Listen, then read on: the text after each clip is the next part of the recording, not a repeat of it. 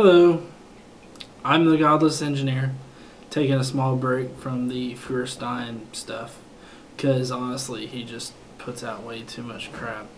I didn't really realize how much free time this guy had. I should have known because, I mean, he's an internet pastor, so. There's been a couple new challenges that have been proposed by Christians, and they're quite hilarious because we're trying to piggyback off the Ice Bucket Challenge. That went to support ALS, which, by the way, I would like to point out has raised around $80 million alone. So keep donating and keep trying to support either that cause or a cause that is personal to you. It doesn't have to be the ALS Foundation. It can be any cause that strikes you personally. If you're able to donate, please do. How about we get to these challenges? My name is Ryan Roberts, and right now I want to propose a challenge to everyone out there who calls themselves a Christian.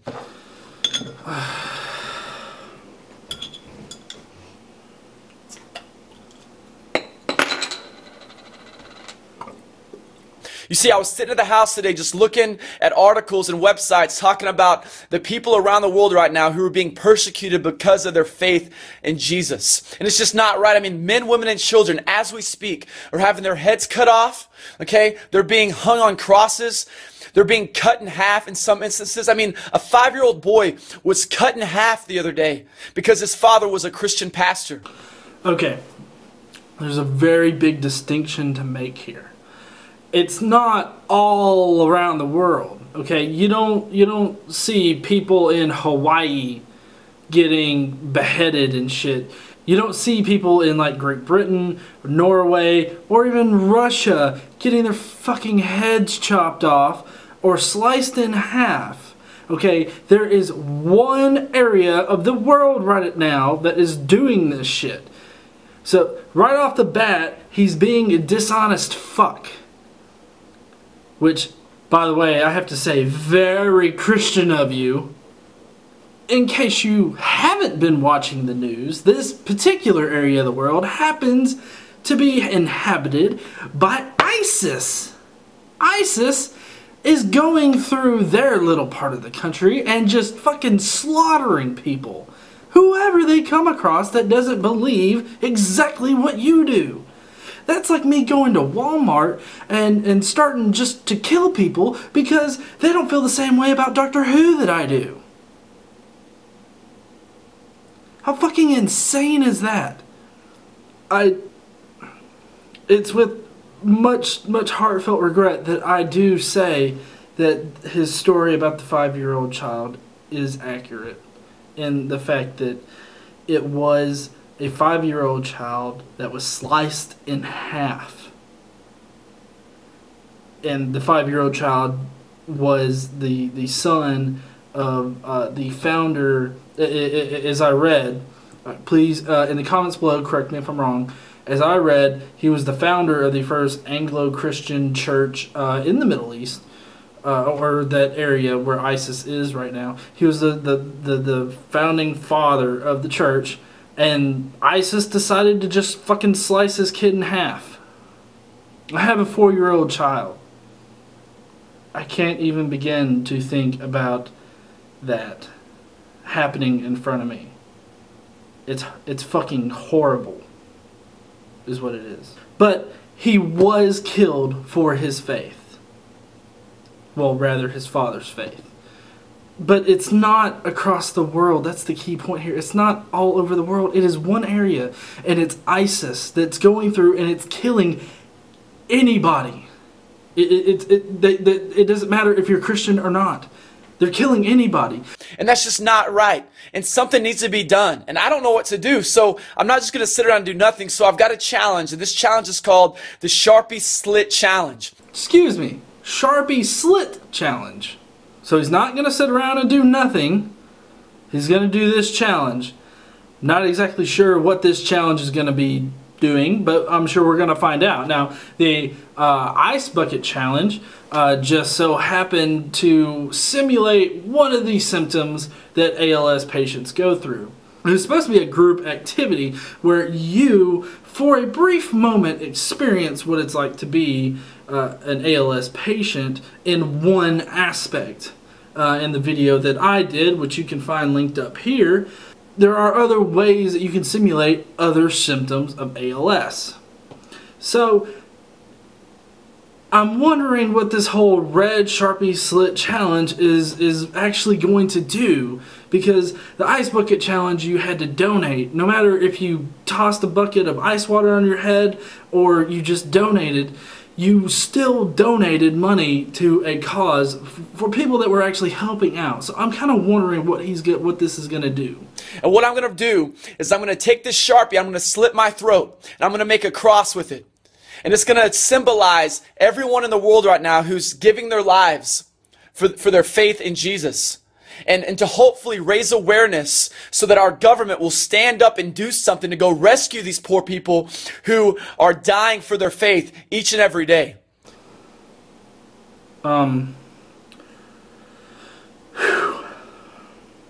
Okay.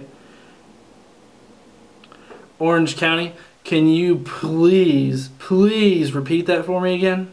I'm going to take this Sharpie, I'm going to slit my throat, and I'm going to make a cross with it. And it's going to symbolize everyone in the world right now who's giving their lives for their faith in Jesus. Listen here, dumbass. It doesn't symbolize anything. It symbolizes you being a fucking dumbass and drawing on yourself. My son, if we gave him markers, well, no, actually, you know what? I take that back. He wouldn't fucking draw on himself. You don't think that the U.S. government knows?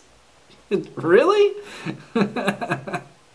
You don't think that people know that ISIS is tearing its way through a country? That ISIS is basically running its blade through a country and just making it all bloody and shit? You really don't think that? They just executed a journalist on YouTube, buddy. I think your OC ass needs to get off the beach, stop tanning, and actually pay attention to the world. You know, turn on some news, not Fox News. That's not news. Because, you know, honestly, you get more information from news programs like The Daily Show, The Colbert Report, and even now, Last Week Tonight. So I'm going to slit my throat with this Sharpie, and I just beg you, all I ask of you to do is to share this video. Right? And if you want to do the challenge yourself, go buy yourself a Sharpie and just do it yourself and put it on your page. Put it on your profile and just see what happens, because I guarantee you it can go viral. If we as Christians band together and we do this to save the lives of innocent Christians across the world. So here we go.